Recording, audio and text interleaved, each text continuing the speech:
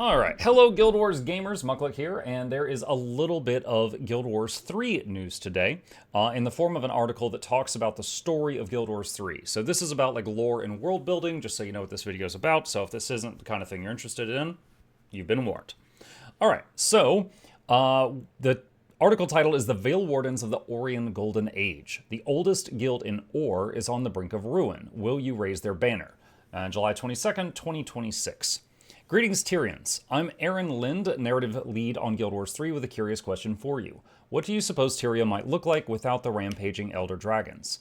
After almost 14 years of Guild Wars 2, that might be difficult to picture. But the Annals of Tyrian history offer some glimpses of what a world might be like, and few of those glimpses are as striking as the Orion Golden Age. In this mythic era, the Elder Dragon's slumber is at its deepest point in their long cycle, their endless hunger for the magic flowing through Tyria, silent and still. A season of radiance is spreading throughout the world, but nowhere as vividly as Or, where magic flowed so richly and abundantly that it... Go on. You wanted me to move some stuff. Sorry about that. Flowed so richly and abundantly that it drew the human gods from the mist to Tyria. A place for magic itself, unbothered by its great predators and free to do as it willed, bloomed into its freest and grandest expression. A wondrous ecosystem of magical spirits unique to this period of Tyrian history known as the Vael. In Guild Wars 3, players take up the banner of the Vaelwardens, the protectors of this panoply of majestic spirits and their magical wilds of Or that they inhabit. Years before the gift of magic would be given to the mortal species of Tyria, the Vaelwardens, sanctioned by the human gods in support of their charge, are renowned in this period for their artificing and mastery of signets, small gems containing fixed expressions of magic. Equipped with this power and sharpened by the close bands with the spirits of the Vael, the Order finds itself teetering over the brink of ruin at Guild Wars 3's start, struggling to keep a foothold in a world that is rapidly and irrevocably changing. Today we want to introduce you to the guild at the heart of Guild Wars 3, who the Vaelwardens are, where they come from, and why their fading vigil over the wilds of Or makes them the perfect lens through which to experience this fabled era. Drink of water. Alright. A cause worth dying for. The Order of the Vaels holds a distinction as the first guild ever chartered in Or. Its origins trace to the earliest days of humanity's arrival in the region, when catastrophe tore a deep and lasting wound in Or's magical ecology. The first great loss suffered by the Vael since its emergence. A group devoted to the Vael spirits, those who would become the Order's founding members, met with the human gods hoping to stave off further ruin. They found unexpected allies in the goddesses Melandru and Dwayna, who, moved by the Vael's suffering, offered to sanction the creation of an order that could assure the Vael's protection in perpetuity. To prove their commitment to this cause, Melandru and Dwayna gifted the fledgling guild with the capacity to create and refine signets, empowering the order with the strength to fulfill its purpose.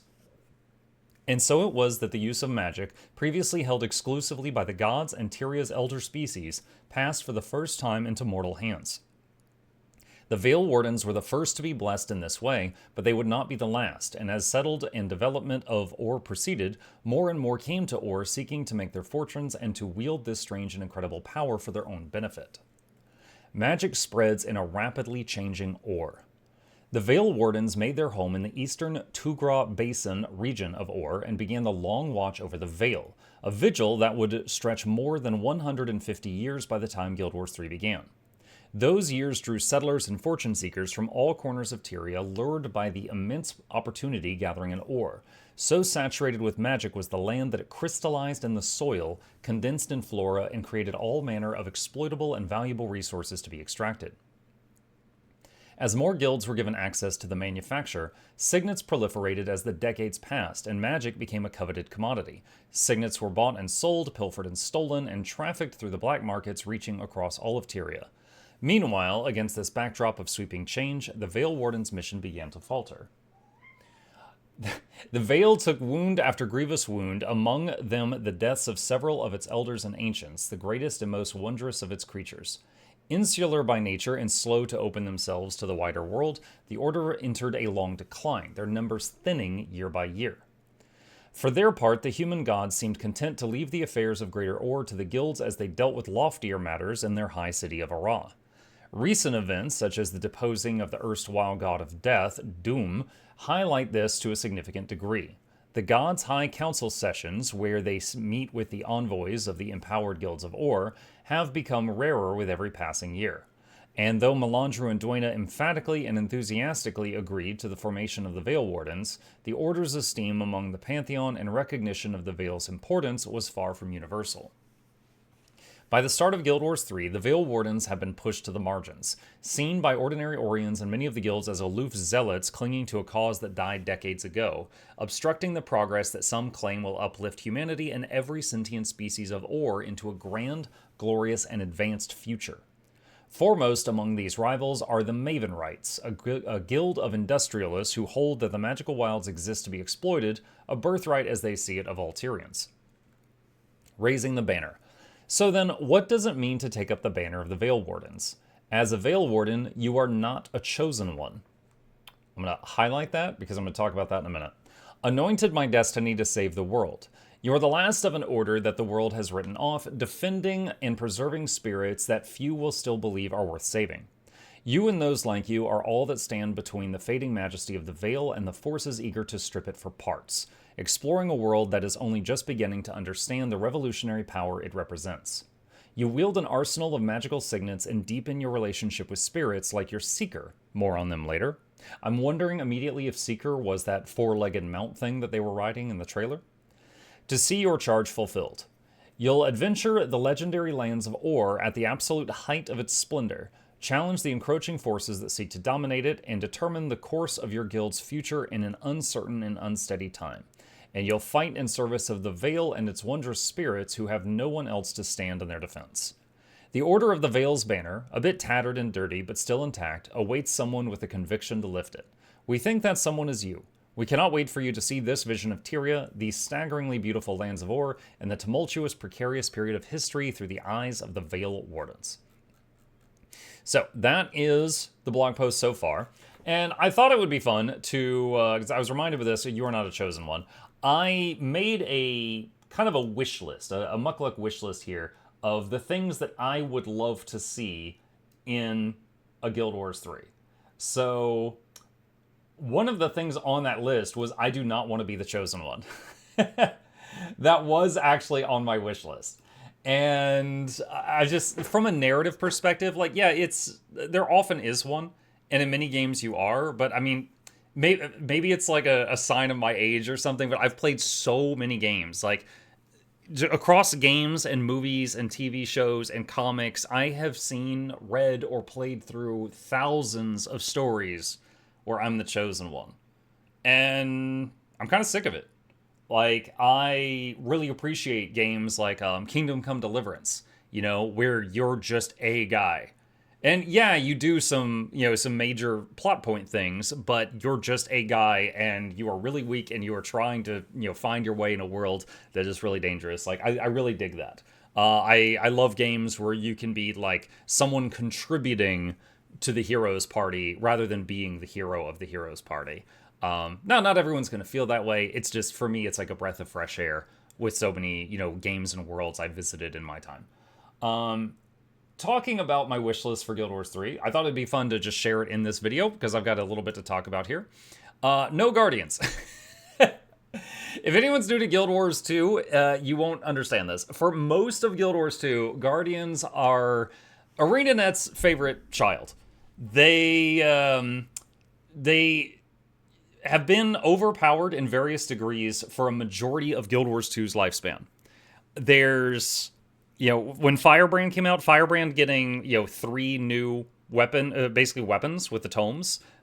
Almost none of the other elite specs even balance against that. Maybe Scourge, maybe. And they did a thing where they were like, okay, every elite spec has to have a negative thing about it. Like, it's a trade-off. For example, Soul Beast couldn't have 2 pets. They lost one of their pet slots if they became a Soul Beast. And they were working on implementing a negative feature for every class. But they didn't do them all at once. They were like, 1 month, here's you, and then 3 months later, nerf Engineers, 3 months later, nerf Ellies. They finally got to Guardian after years of them being one of the only classes without negative effects. And they were like, we've changed our mind on negative effects. And they started undoing them. So I mean, like that's just one example.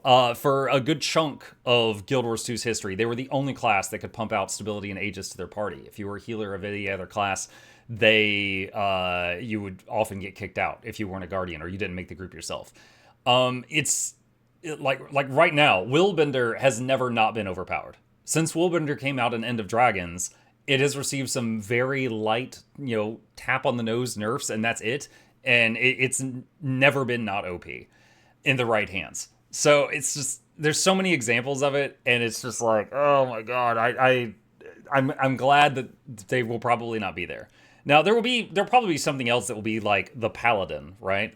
But lore wise, Guardian is an evolution of Monk and Ritualist. It was first introduced in one of the books. I think it was Sea of Sorrow, but I'd have to double check. But one of the books first introduced Guardians, and then they were added in Guild Wars 2. But it's not so much that I hate the Paladin-esque class.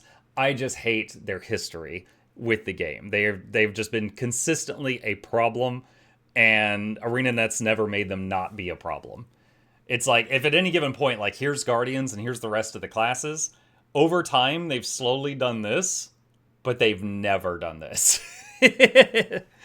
And I'm just so done with them. All right, next up. I'm hoping no boon balls. Either, like, have a buff and healing system in place that allows melee to melee and range to ranged. Having people on the front line with a longbow or a rifle right next to the people with daggers and axes is stupid. And there's two reasons that the game does that. One is you have to constantly renew buffs on your teammates with a short range. The second is you have to heal your teammates, and it's got a short to medium range. If you are in World v World, there's a third reason, and it's damage distribution.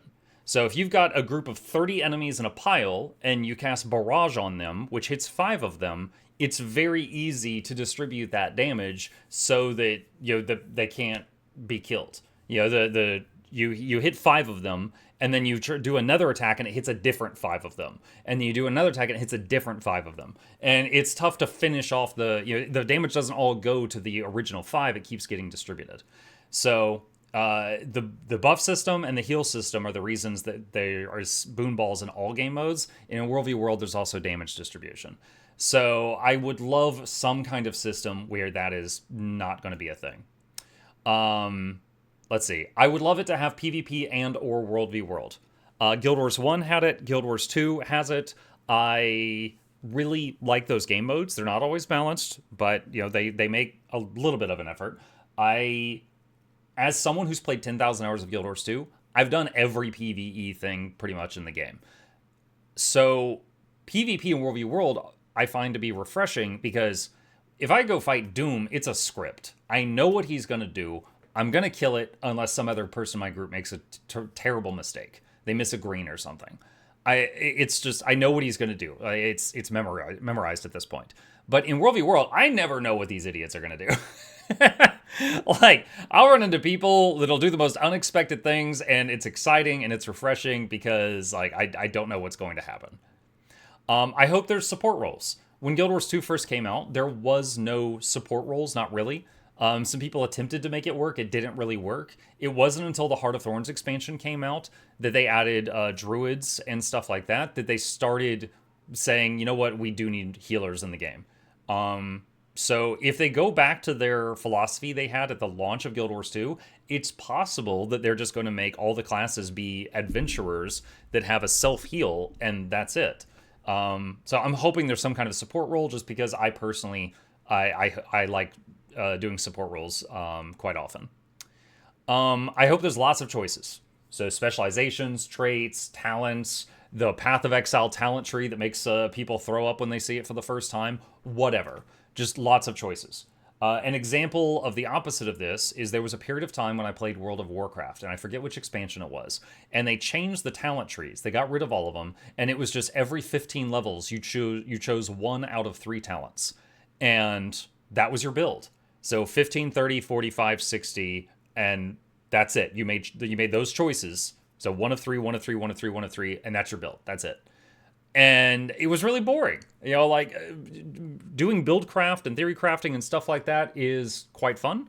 Constantly tweaking things. Like if you lose in a fight and kind of looking at your build, like, would I have been able to live if I took that trait instead? Stuff like that. I like that. So I hope that there is stuff to try out, like lots of stuff. All right, unique class identity examples. Okay, I love Guild Wars 2. Guild Wars 2 has gotten very homogenized. Now every class has a lack option. Every class has a quickness option. Every class has a Condi option. Every class has a power option, and that's fine. I do love stuff that is like unique to a class. Like Necro is the only one that could do Epidemic. Pulls, big pull. There's only a couple classes that could do big pulls, like stuff that sets it apart. Using WoW as an example, which was my previous MMO, a warlock could summon players that were late to the raid and teleport them to the raid. Mages could summon food and hand it out, stuff like that. No one else could do those things. I like that stuff. I'm not saying stuff that was going to like help them win a fight, but utility things that make those players feel good. Like if you're in a situation and you win in that situation, or you are convenienced in that situation because of the choices you made at character creation, it feels good. It's like, oh dang, this spot was made for me. I was able to shine here. I like that stuff. When it comes to, kind of a segue here, racial abilities. In Guild Wars 2, racial abilities really don't matter. In no competitive game mode can you use the racial skills. It doesn't let you do it. I would prefer if it does let you use them, but they're kind of minor. Again, WoW example, my previous MMO before Guild Wars 2, orcs, their pets did 5% more damage. Trolls had slightly faster health regeneration. Undead had Will of the Forsaken. Dwarven Priest had a move called Fear Ward that the Human Priest did not. Just small things. I like that, and I would like to see little things like that would differentiate people. So it's not just like, I don't care what class you are. Are you a lack or are you quick? I would like it to be more than that. Now, not everyone will agree with this. This is just my own personal wish list. I recognize that, so I'm just going to say that now. Okay. I hope they build the game so that they can easily add more races and classes at later dates. There's a running joke with Guild Wars 2 that if they try to mess with anything back from the launch of the game, that means touching the spaghetti code, and they won't dare do that. In Heart of Thorns, the first expansion, they added a new base class, the Revenant. They never added another class or race again, and I am guessing that it's because it would be way too difficult to go into the base game's code to add like Tengu or something. It's a guess, but I feel pretty confident in that. So I hope that they build it kind of like modular, where they could go back and plug stuff in if they want. If the game has PvP, I would like your MMR, your matchmaking rating with each class, if it has classes, to be separate. So you could be like a Diamond League Ranger and a Bronze Elementalist. Now, what do I mean by that? So this idea I'm pulling from the RTS Warcraft 3, where if you're like, okay, if I'm playing Guild Wars 2 PvP, and I'm a pretty good ranger, right? I'm a high gold, low plat ranger. If I swap to Ellie, I'm bronze or silver, because I don't know Ellie. But it will still put me against platinum level opponents because my ranger's that good. And so I really don't get the chance to learn Ellie in PvP because I'll just get obliterated before I can figure things out. And Warcraft 3 has a system where, like, if you are playing the Night Elves and you are a diamond player and then you swap to Orc, it's a separate matchmaking rating. So on your Orc, you might be bronze and you got to climb up. Now, it's possible to be good enough to get all of them to diamond, but it's separate. Now, to do that, they would need to make it that you can't swap classes in the PvP lobby. Right now, you could join a PvP game and then swap classes when you see your team. If they were going to have separate MMR for each thing, they would need to make it so that you can't swap classes after you're in the match. That is, again, just something I hope for because of this problem that I have faced. Okay, next up. Diminishing returns for CC and PvP. For people that have only ever played Guild Wars 2, let me explain this. In Guild Wars 2, if you get hit by a stun, then you get hit by another stun, then a fear, then a knockdown, then a launch, They will all land on you. The only way out of it is a stun break or stability. The problem is you can bring a max of 3 stun breaks, 3 utility buttons, unless you've got some special class mechanic. And if you are fighting a spellbreaker that's good, they got a whole lot more than 3 stuns. Like, you could stun break everything they've got, and they got 4. You could stun break for every stun break you have, and they will have 4 or 5 more CCs to hit you with. And if you don't perfectly dodge and stun break everything, you cannot play the game. In World of Warcraft, they don't have stun breaks other than a thing called a PvP trinket. And this is dated information. This is from when I played it. So let's say every single character had 1 stun break, but it was like on a 2-minute cooldown. And there was no stability. But what they did have was diminishing returns. So, using the WoW example, if you got hit with a stun and it was a 5-second stun, it would last for 5 seconds. If you immediately got hit with another stun, it would last for 2.5 seconds instead of 5. If you then got hit by another 5-second stun, it would last for 1 second instead of 5. And then you were immune to stun for like 20 or 30 seconds so that you could play the damn game. Now, there were separate diminishing returns for each type of CC. So if you were stunned and you got diminishing returns for that, you could still be feared for the full duration. But in Guild Wars 2, there's none. So if there's multiple people hitting you, you cannot freaking play the game if they're all using CCs. I would like to see diminishing returns in Guild Wars 3 if there's a PvP scene. I hope there's horses with no explanation. If you know, you know. It would be hilarious. No invulnerabilities. Okay. I am not talking about like when you dodge or block with your shield here. I'm talking invuln. I'm talking when you hit the enemy and it says invulnerable. All right? So the Guardian Elite that makes them invuln is... At least they can't attack you while you're doing it. But like Mirage Cloak, when they do it... Like, any class that can be invincible while they are hitting you is absurd. So, like, Vindicators bouncing up and down, Mirage and their Mirage Cloak blasting you, stuff like that. If they, like there's nothing that bounces against that, right? If you say, oh, I'm giving this class a stun and this class a stun break. Okay, fine. I'm giving this class a buff and this class a dispel. Okay, fine. I'm giving this class invincibility. There is nothing you can give this guy that balances against that. There's nothing. You can't put that on a scale.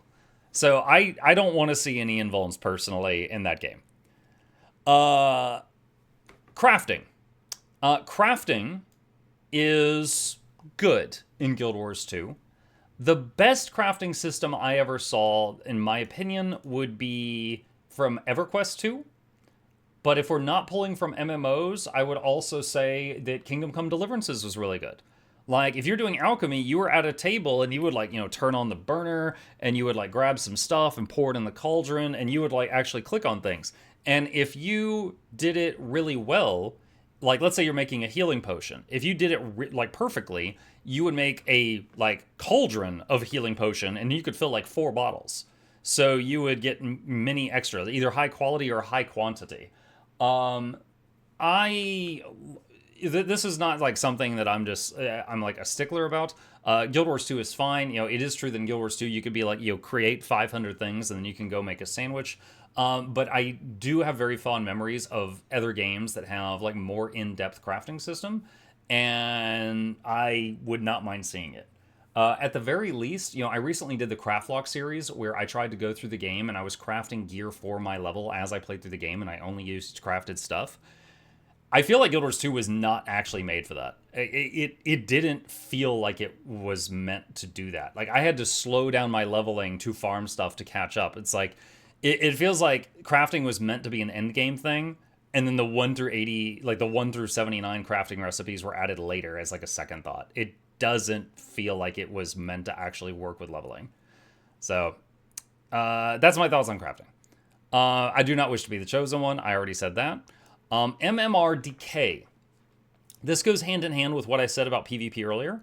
If I am on my ranger, and let's say I'm low plat, let's say I don't play for 6 months, and I come back, and I'm rusty. I jump into a match, it will instantly put me against the top people in the game still. My score has not decayed at all, but my skill has because I'm rusty. And there seems to be no MMR decay in the game. Now, there is decay for your rewards rank, right? You can like go from plat down to bronze if you don't play for a long time, but that's just for the rewards. That's not for when it's choosing your opponents. So I would like there to be a proper MMR decay. And let's see. What was this? Okay, this was just theory crafting. I was talking with my community one day about builds, like how they were going to do it. Like in Guild Wars 2, anytime you go back to town, you could change your builds, but you couldn't do it in the middle of a mission. But in Guild Wars 2, you can make changes anytime you're out of combat. In Guild Wars 3, I'm curious what they're going to do here. Like, are we going to have an instanced world like Guild Wars 1, where, you know, the town hub, we can see other people, but out in the world, it's just like an instance, in which case it would make it less sense to restrict it for builds. I don't know. This was less of like an I want thing and more just like, you know, we were thinking about like what that was going to be. You can level 1 to 80 just by crafting. Yes, but I'm talking about like if you are, because I just did this with the craft lock. Like if you are level 20 and then you craft level 20 gear and then you hit level 30 and you're playing kind of naturally, you've got enough materials to get your crafting skill to maybe 25. And then you hit 40 and then you could craft up to like, you know, 30 gear with the materials you like, unless you go out of your way for hours farming stuff, your crafted gear will not keep up with your level. But yes, you can just craft stuff and gain levels while doing it because it gives normal XP. That is true, but that's not what I was talking about. Let me have a Beastmaster class. I wouldn't complain about that. Y'all know I love pet builds. All right, that's it. So we got this cool blog post today. As always, I'll have a link to that down below. And I was sharing my own personal wish list for Guild Wars 3. Once again, if any of you hate all of my ideas, you can, you could be safely assured that I don't work there. So my thoughts doesn't mean that they're going to do anything. There's a druid bug I've been trying to get fixed for 6 years, so I got no power here. That's just my own wish list, and if you agree or disagree or have your own ideas, throw them in the comment section. I'm curious what you got. And that's it. And if you got any questions, problems, thoughts, concerns, put them down below.